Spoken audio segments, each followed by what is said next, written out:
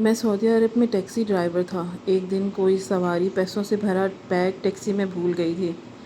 میں نے فوراً ٹکٹ لیا اور پاکستان لے کر پاکستان پہنچ گیا اور دھوم دھام سے اپنی بہن کی شادی کی اور 1 ماہ بعد واپس چلا آیا۔ چند دن گزرے اور مالک کے بنگلے پر بڑی دعوت تھی۔ ہزاروں لوگ بلائے گئے تھے، دوسرے ملکوں سے ناچ گانے والی عورتیں بھی جو آنے والے مہمانوں کا استقبال کر رہی تھیں۔ یہ دیکھ کر میرے قدم سن ہو چکے تھے کیونکہ ان لڑکیوں میں میری بہن بھی تھی۔ مجھے ابھی ابھی رائڈ ملی تھی اور حالانکہ میرا ارادہ کھانا کھانے کا تھا، لیکن میں نے فوراً ہی اس طرف جانا ضروری سمجھا کیونکہ میں اپنا کام بہت ایمانداری سے کرتا تھا۔ ایک مختصر مسافت طے کر کے میں ایک ہوٹل کے پاس پہنچا تھا جہاں پر ایک میاں بیوی کا جوڑا کھڑا ہوا تھا۔ انہیں دیکھ کر صاف معلوم ہو رہا تھا کہ یا وہ پاکستانی ہے یا انڈین۔ میں نے فوراً باہر نکل کر ان کا استقبال کیا اور ان کا سامان لے کر ڈگی میں رکھا تھا۔ ایک لمحے کے لیے میرے دل میں خواہش پیدا ہوئی کہ میں اس مرد سے پوچھوں کہ تم انڈین ہو یا پاکستانی، مگر میں نے خاموش رہنے میں ہی عافیت جانی تھی۔ بے وجہ کسٹمر سے بات کرنا انہیں انکمفرٹیبل فیل کروا سکتا ہے۔ میں خاموشی سے اپنی ڈرائیونگ میں مصروف ہو گیا تھا جب اچانک وہ عورت مجھے دیکھتے ہوئے بولی کہ ہم کتنی دیر میں ڈیسٹینیشن پر پہنچیں گے۔ میں نے ایک نظر شیشے سے ان کی طرف دیکھا تھا اور ادب سے بولا کہ میم بس 15 منٹ، جبکہ وہ فوراً بولی تھی کہ کوشش کر کے ہمیں جلد سے جلد پہنچاؤ، ہمیں بہت دیر ہو رہی ہے۔ ان کی عجلت بھرے انداز میں نے اسپیڈ کو تھوڑا تیز کر دیا تھا۔ زیادہ تیز کرنے پر مجھے چالان بھی ہو سکتا تھا، اس لیے میں نے تھوڑی ہی اسپیڈ بڑھائی تھی۔ کسٹمر کی بات کی اہمیت رکھنا ہم پر لازم تھا۔ ابھی میں موڑ کاٹتا جب وہ آدمی بولا تھا کہ تمہیں دیکھ کر لگ رہا ہے کہ تم پاکستانی ہو یا انڈین، پھر کوئی اور ملک سے ہو۔ میں فوراً بولا تھا کہ جی سر، میں پاکستان سے ہوں۔ آپ کہاں سے ہیں؟ ان کے پوچھنے پر مجھ میں کوئی ہمت آئی تھی، جبکہ وہ بولے کہ یہ تمہارا مسئلہ نہیں ہے، تم گاڑی چلاؤ۔ ان کا سرد انداز مجھے چونکا چکا تھا، لیکن وہ خود مجھ سے پوچھ رہے تھے، لیکن جب میں نے پوچھا تو مجھے ذلیل کر دیا تھا۔ میں نے اب ڈرائیونگ پر ہی دھیان مرکوز کر لیا تھا۔ بے وجہ میں کوئی الٹی حرکت نہیں کرنا چاہتا تھا جس کی وجہ سے مجھے غلط ریویو ملتا۔ ایک مختصر مسافت طے کر کے میں انہیں ان کی ڈیسٹینیشن پر چھوڑ چکا تھا، جبکہ وہ مجھے پیسے سینڈ کر کے بولے کہ زیادہ بہتر ہوگا کہ تم اپنے کام پر دھیان دیا کرو۔ لوگوں سے یہ پوچھنا کہ آپ کہاں سے ہیں، آپ کہاں رہتے ہیں، اس میں وقت ضائع نہ کیا کرو، سمجھ آئی؟ جبکہ میں نے کوئی جواب نہیں دیا تھا، ان کا سامان نکال کر محض شکریہ ادا کیا تھا اور اپنی گاڑی میں بیٹھ کر دوسری ڈیسٹینیشن کی طرف بڑھ گیا جہاں سے مجھے دوسری رائڈ پک کرنی تھی۔ یہ دونوں میاں بیوی مجھے کچھ عجیب سے لگ رہے تھے۔ اتنا عجیب انداز میری سمجھ سے باہر تھا۔ اگر خود نہیں بتا سکتے تھے تو پھر مجھ سے کیوں پوچھا؟ میرے دل میں ایک دم خیال ابھرا تھا، لیکن میں نے پھر اپنا سر جھٹکا اور فی الحال میں دوسری رائڈ پر دھیان دینا چاہتا تھا۔ اس کے بعد میرا کھانا کھانے کا ارادہ تھا۔ اگلا شخص ایک بزنس مین تھا۔ اس نے اندر بیٹھتے ہی مجھے ہیلو کہا تھا۔ اسے دیکھ کر معلوم ہو رہا تھا کہ وہ دبئی یا پھر UK کا ہے۔ میں نے اس بار کوئی سوال جواب نہیں کیا تھا۔ ایک دفعہ ذلیل ہو کر مجھے سمجھ آ گئی تھی کہ چپ رہنے میں ہی عافیت ہے۔ ابھی میں نے گاڑی سٹارٹ ہی کی تھی کہ جب اچانک وہ آدمی میری طرف ایک بریف کیس بڑھاتے ہوئے بولا کہ یہ پیچھے رکھا ہوا ہے، میں انکمفرٹیبل ہو رہا ہوں، اسے آگے رکھو۔ جبکہ میں نے حیرت سے بریف کیس تھام کر سامنے سیٹ پر رکھا تھا۔ بھلا یہ کس کا تھا؟ میرے دماغ میں ایک دم ہلچل سی مچی تھی۔ فی الحال میں نے خاموش رہنے میں ہی عافیت جانی تھی۔ اس آدمی کو اتار کر میرا رخ اب اپنے ہوٹل کی طرف تھا۔ میں اب کوئی رائڈ پک نہیں کی تھی، دل کی دھڑکنیں منتشر ہو رہی تھی کہ بھلا یہ بریف کیس کس کا ہے، ان دونوں میاں بیوی کا یا پھر اسی آدمی کا؟ اس خیال نے میرے 14 طبق روشن کر دیے تھے۔ مجھے اب گھبراہٹ ہونے لگی تھی، کہیں اس میں کوئی بم وغیرہ تو نہیں۔ یہ سوچ آتے ہی میں فوراً گاڑی سے اتر گیا اور بریف کیس لیے ہوٹل کے اندر چلا گیا۔ آج جمعہ تھا اور میں ہر جمعے کو سعودیہ میں اچھا کھانا کھاتا تھا۔ عام دنوں میں معمولی کھانا کھا کر میں اپنا پیٹ بھر لیتا تھا۔ ابھی میں نے کرسی سنبھالی ہی تھی کہ جب فوراً ہی ویٹر میرے سر پر نازل ہو گیا تھا۔ حالانکہ عموماً تھوڑی دیر بعد ہی ویٹر آتے ہیں جبکہ ہم بلائیں۔ آج کا دن ہی کچھ عجیب تھا۔ میں نے جلدی جلدی اسے آرڈر دے دیا اور اسے تاکید کی تھی کہ تھوڑی دیر میں آنا۔ یہ کہہ کر میں نے فوراً بریف کیس کھولا، مگر اگلے ہی لمحے میں نے بریف کیس بند کر دیا۔ دل زور زور سے دھڑکنے لگا، ایسا لگتا تھا کہ جیسے ابھی باہر آ جائے گا۔ ماتھے پہ پسینہ آ گیا تھا، چہرے کی ہوائیاں اڑ گئی تھیں، کیونکہ اس بریف کیس میں نوٹوں سے بھری ہوئی گھڑیاں تھیں۔ میرا دل دماغ بالکل کام نہیں کر رہا تھا، ایسا لگتا تھا کہ جیسے ابھی میری جان نکل جائے گی۔ میں نے آج اتنا پیسہ میں نے اپنی آنکھوں سے کبھی نہیں دیکھا تھا۔ میں خاموشی سے اپنی جگہ سے کھڑا ہوا تھا اور آرڈر کینسل کر کے فوراً ہوٹل سے باہر آ گیا تھا۔ میرا حال بہت برا ہو رہا تھا۔ میں گاڑی میں بیٹھ کر سیدھا اپنے کوارٹر کی طرف بڑھ گیا۔ میرے ساتھ ایسا ہو جائے گا میں نے تصور بھی نہیں کیا تھا۔ یہ بریف کیس کس کا تھا؟ یہ بات تو طے تھی کہ یہ بریف کیس اس آدمی کا نہیں تھا، کیونکہ کوئی بھی بے وقوف شخص اپنے ہاتھوں سے اپنا نوٹوں سے بھرا بریف کیس کبھی بھی نہیں دیتا مجھے۔ یقیناً یہ بریف کیس ان دونوں میاں بیوی کا ہی تھا جو میرے ساتھ بیٹھے تھے اور بہت عجیب برتاؤ کر رہے تھے۔ انہیں دیکھ کر یہ معلوم ہو رہا تھا کہ وہ لوگ امیر ہیں، لیکن اتنا پیسہ وہ بھی کوئی بے وقوف ہی بھول کر جائے گا۔ میں چپ چاپ اپنے کمرے میں بیٹھا ہوا تھا۔ ایک لمحے کے لیے دل میں خیال پیدا ہوا کہ یہ بریف کیس میں لوٹا دیتا ہوں، مگر اب میرے دل میں لالچ پیدا ہو رہی تھی۔ میں ایسا نہیں کروں گا۔ اگر میں نے یہ پیسہ لوٹا دیا تو میری قسمت دوبارہ خالی رہ جائے گی۔ اگر میں یہ پیسہ لے کر پاکستان چلا جاؤں تو میری بہن کی شادی ہو سکتی ہے، میں اپنا ایک گھر لے سکتا ہوں۔ کتنے سالوں سے میں سعودی عرب میں ٹیکسی چلا رہا تھا، مگر میں اتنا پیسہ نہیں جوڑ پا رہا تھا کہ بہن کی شادی بھی کر لوں اور اپنا گھر بھی لے لوں۔ ان پیسوں کو دیکھ کر میں اتنا سمجھ گیا تھا کہ یہ کروڑوں سے زیادہ ہیں۔ میرا دماغ اب تیزی سے حرکت میں آ گیا تھا۔ میں نے سوچ لیا تھا کہ تھوڑا تھوڑا کر کے پیسہ میں پہلے پاکستان کے اکاؤنٹ میں بھیجوں گا، اس کے بعد یہاں سے نکلوں گا۔ اتنا کیش لے کر اگر میں ایئرپورٹ سے گزرا تو مجھے پکڑا جا سکتا ہوں، اور پھر چھان بین کے بعد مجھ پر کسی بھی قسم کی ایلیگیشن ہو سکتی ہے۔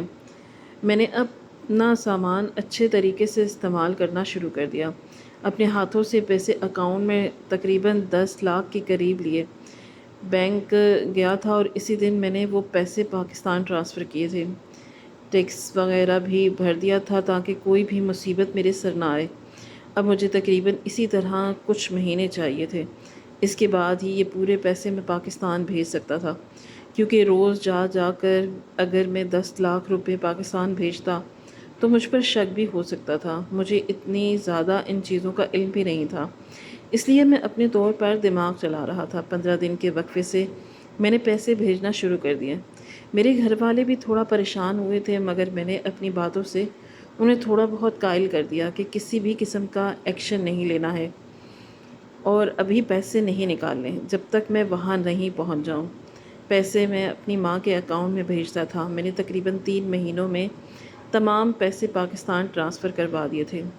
اسی دوران میں باقاعدگی سے اپنی ٹیکسی بھی چلا رہا تھا تاکہ مجھ پر کسی بھی قسم کا کوئی شک نہ ہو، اور خدا کا شکر تھا کہ ابھی تک میرے خلاف کوئی کمپلین نہیں ہوئی تھی، کیونکہ جن لوگوں کے پاس پیسے گم ہوئے تھے انہوں نے کوئی رابطہ نہیں کیا تھا، حالانکہ ہمارا کانٹیکٹ نمبر بھی ان کے پاس موجود تھا۔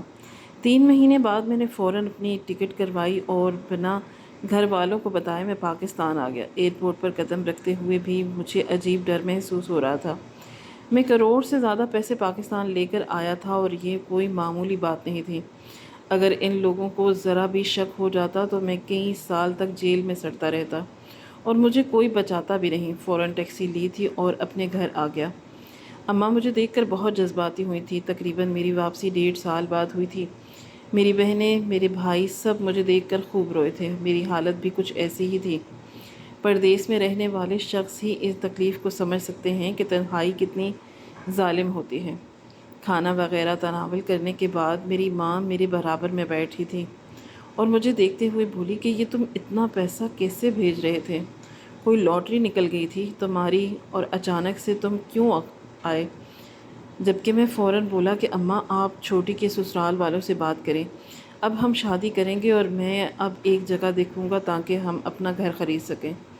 میری بات سن کر میری ماں کافی حیران ہوئی تھی اور مجھے دیکھتے ہوئے بولی کہ مجھے کم از کم کچھ بتاؤ تو صحیح، لیکن میں نے چپ رہنے میں ہی عافیت جانی تھی۔ فی الحال میں یہ بات کسی کو نہیں بتا سکتا تھا۔ میری اماں کافی بھولی عورت تھی، اور اگر ان کے منہ سے کسی کے سامنے اس طرح کی کوئی بھی بات نکل گئی تو میری شامت آ سکتی تھی۔ میں بری طرح کسی بھی مسئلے میں الجھ نہیں سکتا تھا۔ اس لیے میں نے ہر ایک سے اس بات کو چھپائے ہی رکھا تھا۔ اماں نے چھوٹی کے سسرال والوں سے بات کی تو وہ راضی ہو گئے تھے۔ ان کا کہنا تھا کہ ہم تو پہلے ہی آپ سے رخصتی کا بول رہے تھے، لیکن آپ لوگوں نے ہی دیر کر رکھی تھی۔ یہ بات حقیقت تھی کہ میرے سر پر باپ کا سایہ نہیں تھا اور 2 بھائی تھے، لیکن ان کی شادیاں ہو چکی تھیں۔ انہیں صرف اور صرف خود سے غرض تھا۔ 2 بہنیں تھیں اور بڑی بہن کی شادی ابا کی زندگی میں ہو گئی تھی۔ بس ایک چھوٹی بہن رہ گئی تھی جس کی ذمہ داری ہم بھائیوں پر تھی، لیکن ان دونوں کی چال چلن صاف بتا رہے تھے کہ وہ شادی میں کچھ بھی نہیں دے سکتے۔ مگر اب میرے پاس پیسے موجود تھے۔ میں نے سوچ لیا تھا کہ بھائی ہونے کا فرض میں نبھاؤں گا۔ کچھ ہی دنوں میں تمام تیاریاں مکمل ہو گئی تھیں۔ میں نے اماں کے ساتھ جا کر ایک جگہ بھی دیکھ لی تھی۔ میں بہت خوش تھا۔ ان پیسوں نے میری زندگی تبدیل کر دی تھی۔ میری زندگی میں ایسے بہار بھی آ سکتی تھی، میں نے کبھی سوچا بھی نہیں تھا۔ وقت گزرا تھا اور شادی کا دن بھی آ گیا تھا۔ میں نے اسے بہت جہیز دیا تھا۔ ایک ایک چیز میں نے اسے دی تھی، اور تاکہ کبھی بھی اسے کسی قسم کی کمی نہ ہو، نہ کوئی تکلیف۔ حالانکہ اس کے سسرال والے ہمیں منع کر رہے تھے کہ آپ کو کچھ بھی دینے کی ضرورت نہیں ہے، اللہ پاک کا دیا ہمارے پاس سب کچھ ہے۔ مگر ماں باپ جتنا اپنی بیٹی کو دے کم ہوتا ہے۔ اپنی بہن کی شادی کر کے میں بے حد مطمئن تھا۔ شادی کی صبح جب خوشی خوشی وہ ہمارے گھر آئی تھی، میری بانچیں کھل اٹھی تھی۔ میں بہت خوش تھا کہ اپنی زندگی کا ایک بہت بڑا مقصد میں نے حاصل کر لیا۔ گھر بھی لے لیا تھا اور بہن کی شادی بھی کر دی تھی۔ زندگی اتنی آسان ہو سکتی تھی، میں نے کبھی سوچا بھی نہیں تھا۔ اس کے باوجود میرے پاس پیسے بچ گئے تھے۔ اب امی کا بس نہیں چل رہا تھا کہ وہ میری شادی بھی کروا دے، مگر فی الحال میں ابھی اپنے آپ کو مزید بنانا چاہتا تھا۔ گھر لے لینا صرف مسئلے کا حل نہیں تھا، اور میرے پاس کوئی زیادہ پیسے نہیں تھے، صرف کروڑ روپے تھے جس سے بہن کی شادی اور ایک اچھا گھر ہی آ سکا تھا۔ اپنی زندگی بنانے کے لیے مجھے ابھی بھی محنت کر لی تھی۔ تقریباً 6 مہینے میں پاکستان میں ٹھہرا تھا اور پھر واپس سعودی عرب روانہ ہو گیا۔ اتنا عرصہ کافی تھا سعودیہ سے غائب ہونے کے لیے۔ اب مجھے یقین تھا کہ وہاں جا کر بھی مجھ پر کوئی مصیبت نہیں آئے گی۔ 2 دن بعد ہی میں نے اپنا کام شروع کر دیا تھا۔ آج معمول کا ہی دن تھا۔ 2-4 رائڈ لے کر ادا تھا کہ اب کھانا کھانے کا، اس لیے ہوٹل کی طرف روانہ ہو گیا۔ آرڈر دے کر میں بھی فارغ ہی ہوا تھا کہ ایک عورت بری طرح چلاتے ہوئے ریسٹورنٹ میں داخل ہوئی تھی۔ تمام لوگ اس کی طرف متوجہ ہوئے تھے اور بار بار اپنی قمیض کو جھاڑ رہی تھی۔ کوئی بھی اس کی طرف نہیں بڑھ رہا تھا کیونکہ اس کے کپڑوں پر نہ جانے عجیب قسم کے مکوڑے چل رہے تھے۔ تکلیف سے اس کی جان نکل رہی تھی۔ اس عورت کو دیکھ کر صاف معلوم ہو رہا تھا کہ وہ کافی رئیس خاتون ہے۔ ریسٹورنٹ کا عملہ بھی ان کی طرف نہیں بڑھ رہا تھا۔ سبھی نے اس سے خوف کھا رہے تھے، مگر میری انسانیت نے مجھے وہاں بیٹھنے نہیں دیا۔ میں فوراً کھڑا ہوا اور اپنی شرٹ اتار کر میں نے جلدی سے اس عورت کی قمیض سے مکوڑے جھاڑنا شروع کر دیا۔ کافی سارے لوگ اپنی جگہ سے کھڑے ہو گئے تھے۔ شکر تھا کہ ریسٹورنٹ والے شور نہیں کر رہے تھے کہ اس عورت کو باہر نکالو، بلکہ سب خاموشی سے کھڑے اس کو مطمئن ہونے کا موقع دے رہے تھے۔ اس کے مکوڑے وغیرہ جھاڑ دینے کے بعد فوراً ہی ان 6-7 مکوڑوں جو کافی بڑے تھے، انہیں مار کر جھاڑو سے باہر نکال دیا گیا۔ وہ عورت روتے روتے پاس پڑی کرسی پر بیٹھ گئی تھی۔ اس کے پیچھے بیٹھے یہ عملہ بھاگ کر اس کے پاس آیا، جبکہ میں اب ایک نظر اس عورت پر ڈال کر اپنی شرٹ واپس پہن کر دوبارہ اپنی جگہ پر بیٹھ کر اپنا آرڈر کا انتظار کرنے لگا تھا۔ کچھ ہی دیر گزری تھی کہ جب معاملہ ٹھنڈا ہو گیا۔ میرا آرڈر بھی آ چکا تھا۔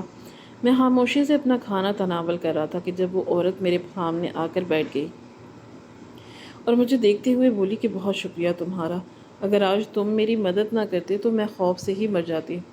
جبکہ میں ان کو دیکھتے ہوئے بولا کہ اس طرح ہر معاملے میں چیخ چلانے سے صرف انسان اذیت میں مبتلا ہوتا ہے۔ ابھی آپ کے ساتھ ایسا کوئی مسئلہ پیش آئے تو آرام سے کھڑی رہیں اور پھر کسی سے مدد کی اپیل کریں۔ اگر کوئی مدد نہیں کر رہا تو خود اپنی مدد کریں، اپنے ہاتھوں کا استعمال کریں، مگر اس طرح چیخ کر خود کو اذیت نہ دیں۔ میری بات سن کر وہ عورت بولی تھی کہ تم کافی سمجھدار لگتے ہو، کون ہو، کہاں کے ہو؟ میں اب تھوڑا چونکا تھا۔ وہ عورت اردو میں بات کر رہی تھی، یعنی وہ میری ہی زبان کی تھی۔ میں ان کو دیکھتے ہوئے بولا کہ میں پاکستان سے ہوں، یہاں پر ٹیکسی ڈرائیو کرتا ہوں۔ جبکہ وہ فوراً بولی تھی کہ تقریباً دن بھر کا کتنا کما لیتے ہو پاکستانی روپے میں؟ جبکہ میں تھوڑا حیران ہوا تھا۔ مجھے اپنی انکم بتانا پسند نہیں تھا، اب انکم زیادہ ہو یا کم، میں ہمیشہ اس بات کو لوگوں سے چھپا کر ہی رکھتا تھا۔ میں ابھی بات کو گھماتا اس سے پہلے ہی وہ عورت میرے ہاتھ پر اپنا ہاتھ رکھتے ہوئے بولی کہ ارے ڈرو مت، اور نہ ہی یہ سوچو کہ میں تمہاری کمائی پر حسد کروں گی۔ اللہ کا شکر ہے ہم بہت امیر ہیں۔ اس عورت کی بات سن کر میں کچھ دیر کے لیے شرمندہ ہو گیا تھا، ایسا لگتا تھا کہ جس سے وہ میرا دماغ پڑھ رہی ہو۔ میں سر جھکا کر بولا کہ پاکستانی روپے میں اچھا کما لیتا ہوں۔ میں نے اس بار بھی اپنی تنخواہ چھپائے ہی رکھی تھی۔ جب وہ عورت مجھے دیکھتے ہوئے بولی کہ خیر کوئی بات نہیں، کچھ لوگوں کی عادت ہوتی ہے اپنی کمائی چھپانا، اور اس میں کوئی غلط بھی بات نہیں ہے، ہم بھی کبھی بھی اپنی انکم کسی کو نہیں بتاتے۔ خیر میں آج تمہارے کام سے اور تمہارے انداز سے بہت متاثر ہوئی ہوں۔ مجھے ایک ڈرائیور کی ضرورت ہے جو پرماننٹ میرے لیے کام کرے۔ میں تمہیں مہینے کی اچھی تنخواہ دوں گی، تقریباً پاکستانی روپے میں 5 لاکھ تک۔ اس عورت کی بات سن کر میری آنکھیں پھٹی کی پھٹی رہ گئی۔ میں کچھ کہنا چاہتا تھا مگر ایسا لگتا تھا کہ جیسے میری زبان پر تالا لگ گیا ہو۔ وہ مزید بولی کہ آج تم نے میری جان بچائی ہے۔ تمہیں معلوم ہے مجھے ایسے کیڑے مکوڑوں سے بہت ڈر لگتا ہے، یہ میری کمزوری ہے۔ یقیناً تم کسی کمپنی کے ساتھ مل کر ٹیکسی چلاتے ہوگے۔ میں نے سر ہاں میں ہلایا تھا تو وہ مسکراتے ہوئے بولی کہ یعنی تمہارے لیے بچت بہت کم ہے۔ میں تمہاری تکلیف سمجھ سکتی ہوں، کمپنی کو دینا پھر پاکستان بھی پیسے بھیجنا، اپنے لیے تو کچھ بچتا ہی نہیں ہوگا۔ وہ عورت سب ہی جانتی تھی، حالانکہ امیر لوگ زیادہ تر اپنی زندگی میں فوکس کرتے ہیں۔ میں فوراً بولا کہ اگر میڈم آپ مجھے تنخواہ 5 لاکھ دیں گی تو میں فوراً تیار ہوں، مجھے واقعی پیسوں کی بہت ضرورت ہے۔ ابھی بہن کی شادی کی ہے، گھر خریدا ہے، اب ارادہ اپنی شادی کا ہے، مگر اتنا پیسہ پیچھے نہیں ہے کہ میں بھی شادی کر سکوں اور اپنی زندگی میں آگے بڑھ سکوں۔ میری بات سن کر وہ بولی کہ میں تمہیں اتنا مالا مال کر دوں گی کہ تم شادی بھی کر لو گے اور اپنی ماں کو بھی یہاں بلا لو گے اور اپنی بیوی کو بھی یہیں رکھو گے، بس تم میرے ساتھ ایمانداری سے رہو۔ آج مجھ پر ایسی عنایت ہوئی تھی کہ میں دنگ رہ گیا تھا۔ 6 مہینے پہلے کروڑوں روپے ملنا، اس کے بعد واپس آ کر اتنی اچھی جاب کا مل جانا میرے لیے ایک بہت بڑی لاٹری تھی۔ میں نے فوراً ہی حامی بھر لی تھی، جبکہ وہ عورت مجھے اپنے گھر کا ایڈریس، اپنا فون نمبر اور اپنا نام وغیرہ بتا کر چلی گئی تھی۔ حالانکہ میں نے اسے کھانے پر روکنے کی بہت کوشش کی تھی، لیکن اس نے انکار کر دیا تھا۔ وہ اتنے چھوٹے ہوٹل سے کھانا نہیں کھاتی تھی، وہ تو اس کے کپڑوں پر مکوڑے آ گئے تھے، اس وجہ سے جلد بازی میں وہ اس ہوٹل میں آ گئی، جبکہ میں خاموش ہو گیا تھا۔ میں نے دوبارہ ٹیکسی ڈرائیو نہیں کی تھی، بلکہ سیدھا اپنے کوارٹر پر آ گیا تھا اور ارادہ ماں کو فون کر کے تمام حالات سے آگاہ کرنے کا تھا۔ لیکن میں ٹھہر گیا تھا، ابھی میں اپنی ٹیکسی بھی کمپنی کو واپس نہیں کرنا چاہتا تھا۔ پہلے میں جا کر دیکھ لینا چاہتا تھا کہ یہ لوگ کیسے ہیں، کیا یہ لوگ میرے ساتھ طریقے سے رہیں گے یا پھر مجھے ذلیل کرتے رہیں گے۔ پورا ہی رات میری اسی سوچ بچار میں گزر گئی۔ اگلی صبح میں وقت سے پہلے ہی اس عورت کے شاندار بنگلے پر پہنچ گیا تھا۔ اس کا بنگلہ دیکھ کر ہی مجھے سمجھ آ گئی تھی کہ وہ واقعی ہی بہت امیر ہے۔ میری باتیں کھل اٹھی تھی۔ میں نے ارادہ کر لیا تھا کہ میں اب یہیں پر نوکری کروں گا اور ٹیکسی واپس کر دوں گا۔ رب کا نام لے کر میں اندر داخل ہو گیا تھا۔ ابھی میں کوئی سوال کرتا اس سے پہلے ہی اندر سے ایک عورت بولی اور مجھے دیکھتے ہوئے بولی کہ تمہارا نام شہزاد ہے؟ میں نے سر کو ہلکی جنبش دی تھی۔ وہ بولی کہ میں اندر میڈم بلا رہی ہیں۔ میں فوراً ہی اس عورت کے پیچھے بڑھا تھا اور مجھے ایک لاؤنج میں لے کے آ گئی۔ سامنے ہی وہ عورت ایک بہت ہی عمدہ لباس پہن کر بیٹھی تھی۔ میں نے قریب جا کر انہیں سلام کیا تو وہ اٹھ کر کھڑی ہو گئی اور میرے کندھے پر ہاتھ رکھتے ہوئے بولی کہ بہت خوشی ہوئی، تم وقت کے کافی پابند ہو۔ اگر تم نے کام اسی ایمانداری کے ساتھ کیا تو یاد رکھنا تمہاری ترقی یقینی ہے، اور آؤ میں تمہیں اپنی گاڑیاں وغیرہ دکھاؤں اور تمہارا ٹیسٹ بھی لے لوں۔ تم کس طرح کے ڈرائیور ہو؟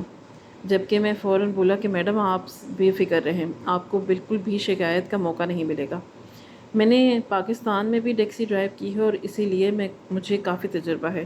جبکہ وہ بولی کہ یہ تو تمہارے ساتھ بیٹھ کر ہی معلوم ہوگا۔ وہ مجھے لے کر اپنے گیراج میں آ گئی۔ وہاں پر حسین ترین گاڑیاں کھڑی تھیں۔ میری تو لاٹری ہی نکل گئی تھی۔ میری بہت خواہش تھی کہ میں بڑی بڑی گاڑیاں چلاؤں۔ وہ مجھے لے کر مرسیڈیز میں بیٹھی تھی اور میں نے فوراً ہی تمام چیزوں کو سمجھا تھا اور انہیں لیے ٹیسٹ ڈرائیو پر چلا گیا۔ کچھ ہی دیر بعد وہ میرا کندھا تھپتھپاتے ہوئے بولی تھی کہ تم جھوٹے دعوے نہیں کرتے، میں متاثر ہوئی ہوں تمہاری ڈرائیونگ سے، چلو اب گھر چلتے ہیں۔ یہ کہتے ہی اس نے مجھے گاڑی موڑنے کا حکم دیا، جبکہ میں ان کے حکم کی تعمیل کرتے ہوئے سیدھا انہیں لیے پاکستان واپس بنگلے پر آ گیا تھا۔ کئی بار مجھے حیرت بھی ہوئی تھی کہ یہ عورت محض اتنی سی کرم نوازی پر مجھے اتنا کیوں دے رہی ہے، مگر میں نے زیادہ سوچنا ضروری نہیں سمجھا۔ اگلے دن میں نے کمپنی سے تمام کانٹیکٹ ختم کر دیے، ان کے ہاتھ میں ان کی گاڑی کی چابی تھما دی اور اب مکمل طور پر اسی بنگلے میں رہنے لگا۔ صبح 8 بجے جاتا تھا اور رات 10 بجے میری وہاں سے چھٹی ہو جاتی تھی۔ اس عورت نے مجھے یہ بھی کہا تھا کہ آپ میرے سرونٹ کوارٹر میں رہ سکتے ہیں، مگر مجھے اپنا کوارٹر پسند نہ تھا۔ میرے دوست وغیرہ بھی تھے۔ انسان جہاں کام کرتا ہے وہاں نہیں رہے تو زیادہ بہتر ہے، اس سے آپ کی عزت بھی گھٹتی نہیں اور آپ کو خاص مزہ بھی نہیں آتا۔ اس لیے میں نے فی الحال انہیں منع کر دیا۔ میں نے امی کو بھی بتا دیا، انہوں نے کافی اعتراض جتایا، لیکن جب میں نے انہیں تنخواہ بتائی تو وہ فوراً راضی ہو گئی تھیں۔ وقت دھیرے دھیرے گزرتا جا رہا تھا، میری زندگی اب کافی آسان ہو گئی تھی۔ مجھے ان کے پاس کام کرتے ہوئے 2 مہینے ہو گئے تھے اور ان 2 مہینوں میں میرے پاس 10 لاکھ روپے تھے۔ یہ ایک بہت بڑی اماؤنٹ تھی۔ کئی بار مجھے حیرانگی بھی ہوتی تھی کہ یہ عورت مجھ پر اتنی مہربان کیوں ہے۔ کھانا بھی وہ مجھے دیتی تھی، شاپنگ بھی کرواتی تھی اور کئی بار تو مجھے ایسا لگا تھا کہ شاید یہ مجھے پسند بھی کرتی ہے، مگر وہ شادی شدہ عورت تھی، بچوں والی تھی اور نہ ہی اس نے مجھ سے ایسی کوئی نامناسب بات کی تھی۔ میں نے اپنا سر جھٹکا اور یہی سوچا تھا کہ رئیس لوگ ہیں، ان کے لیے 5 لاکھ روپے ہم جیسے غریبوں کو دے دینا کہاں کوئی بڑی بات ہوتی ہے، مگر میں جانتا نہیں تھا کہ اصل وجہ کچھ اور تھی۔ میری زندگی کس طرح داؤ پر لگائی گئی تھی، اس کے پیچھے بہت بڑا راز تھا۔ وقت اور تیزی سے گزر رہا تھا اور آج معمول کے مطابق میں میڈم کو لیے ایک سیلون آیا تھا۔ جب مجھے سیکیورٹی گارڈ کا فون آیا اور میں حال احوال کے بعد فوراً بولا، بھائی کس لیے فون کیا؟ جب وہ فوراً بولا کہ آج تم پارٹی میں آ رہے ہو، میڈم نے تمہیں بلایا ہے۔ جبکہ میں فوراً بولا کہ کون سی پارٹی، کس طرح کی پارٹی؟ چند لمحے وہ آدمی خاموش رہا اور پھر بولا کہ واقعی تمہیں میڈم نے نہیں بلایا؟ تم پر اتنی کرم نوازیاں کرتی ہیں، پھر تمہارے ساتھ ایسی ناانصافی؟ جبکہ میں چند لمحے کچھ بول ہی نہیں پایا تھا۔ اس کی باتوں کا کیا مطلب تھا؟ مجھے کچھ سمجھ نہیں آ رہا تھا۔ وہ فوراً بولا کہ آج میڈم نے گھر میں پارٹی رکھی ہے اور سب ملازمین کو انہوں نے مدعو کیا ہے، تمہیں نہیں بولا؟ جبکہ میں خاموش ہو گیا تھا۔ بات کو گھما کر میں نے ختم کر دیا۔ مجھے واقعی اب تھوڑی تھوڑی جلن ہونے لگی تھی کہ تھوڑی دیر بعد واپسی کے راستے میں نے میڈم سے اس حوالے سے پوچھا تھا اور وہ فوراً بولی تھی کہ تم میرے گھر کے ممبر جس سے بن گئے ہو، اب میں کیا تمہیں انویٹیشن دوں؟ تم لازمی آنا، مجھے اچھا لگے گا۔ ان کی باتیں سن کر میں مطمئن ہو گیا۔ آدھا دن میں نے کام کیا تھا اور پھر مجھے چھٹی مل گئی تھی۔ رات کے وقت میں اپنا اچھا سا لباس پہن کر پارٹی میں آ گیا تھا۔ ابھی ہم سب کو بیٹھے کچھ ہی دیر ہوئی تھی کہ جب معلوم ہوا کہ آج تو ناچنے والی عورتوں کو بھی بلایا گیا ہے۔ میں نے آج سے پہلے اس طرح کو کوئی بھی فنکشن اٹینڈ نہیں کیا تھا۔ نہ جانے کیوں مجھے بہت عجیب گھبراہٹ ہو رہی تھی۔ دل کیا کہ اس محفل سے اٹھ کر چلا جاؤں، مگر آج میں ایسا کرتا تو میڈم ناراض ہو جاتی۔ ان کی میں نظر مجھ پر تھی، اس لیے میں نے وہیں بیٹھنے میں عافیت جانی۔ تھوڑی دیر بعد ہی عورتیں آ چکی تھیں اور میں خاموشی سے ایک کونے میں ڈرنک ہاتھ میں تھامے کھڑا ہوا تھا۔ میں نے نظریں بھی جھکائی ہوئی تھیں اور میں ایسا بالکل بھی نہیں تھا، مگر اچانک ہی نہ جانے کیوں مجھے عجیب سی بے چینی ہوئی تھی۔ میں نے جیسے ہی نظر اٹھا کر سامنے کی طرف دیکھا تو اگلا لمحہ میں سانس لینا بھول گیا، کیونکہ سامنے کوئی اور نہیں بلکہ میری اپنی چھوٹی بہن ڈانس کر رہی تھی، جس کی شادی میں نے بہت دھوم دھام سے کی تھی۔ ایسا لگتا تھا کہ جیسے کسی نے میرا کلیجہ چیر دیا ہو۔ لمحے بعد میں فوراً اسی طرف پڑا تھا اور اپنی بہن کا ہاتھ تھام لیا تھا۔ وہ جو مگن انداز میں اداس چہرے کے ساتھ ناچ رہی تھی، مجھے دیکھ کر ہی ہوش میں آ گئی تھی اور مجھے اپنے سامنے دیکھ کر کچھ دیر اپنی جگہ پر ہی کھڑی رہی اور پھر اپنے قدم پیچھے لیتے ہوئے دوبارہ ڈانس کرنے لگی، مگر میں یہ منظر نہیں دیکھ سکتا تھا۔ میں نے زبردستی اس کا ہاتھ تھاما تھا اور اسے وہاں سے لے آیا تھا۔ وہاں پر کافی عورتیں تھیں، اس لیے کسی نے زیادہ غور نہیں کیا تھا۔ باہر آتے ہی میں نے اسے جھنجھوڑ دیا تھا، تم یہاں پر کیسے آ گئی؟ تمہاری شادی ہو چکی تھی اور تم خوش تھی اپنے گھر میں، یہ سب کیا ماجرا ہے؟ ابھی میں مزید کچھ کہتا اس سے پہلے ہی عقب سے مجھے میڈم کی آواز آئی۔ میں نے پلٹ کر دیکھا تو وہ مجھے دیکھتے ہوئے بولی کہ تمہارے ہاتھوں سے تمہاری بہن کو خریدا گیا ہے۔ کروڑ روپے یاد نہیں تمہیں؟ جبکہ میں اپنی جگہ پر بت بن گیا تھا۔ وہ مزید بولی کہ تمہیں پورے ایک منصوبے میں پھنسایا گیا تھا۔ تمہیں کیا لگتا ہے کہ یہ سب جو تمہارے ساتھ ہوا وہ ایک بے خیالی تھی؟ تم نے میری مدد کی تھی، اس لیے آج میں نے تمہاری مدد کی ہے۔ تم جب میرے پاس جاب پر آئے، میں نے تمہارا پورا حسب نسب نکالا تھا۔ تب مجھے معلوم ہوا کہ تمہاری بہن یہاں پر ہی موجود ہے، لیکن تمہیں علم نہیں، جس گھرانے میں تم نے اپنی بہن کی شادی کی ہے وہ عام لوگ نہیں ہیں، بلکہ ایک گروہ ہے جو تمہارے دوسرے ملکوں سے لڑکیاں لاتے ہیں اور دوسری جگہوں پر بیچ دیتے ہیں تاکہ ان کے ذریعے وہ لوگ پسند کر چکے تھے۔ مگر تم لوگ شادی نہیں کرنا چاہتے تھے کیونکہ تمہارے پاس پیسے موجود نہیں تھے، اور انہوں نے تمہارے ذریعے ہی وہاں تک پیسے پہنچائے اور تمہاری بہن کو یہاں بلا لیا۔ یہ سننا تھا کہ میں چیخ مار کر رو پڑا۔ میرے ساتھ ایسا بھی ہو سکتا تھا، میں سوچ بھی نہیں سکتا تھا۔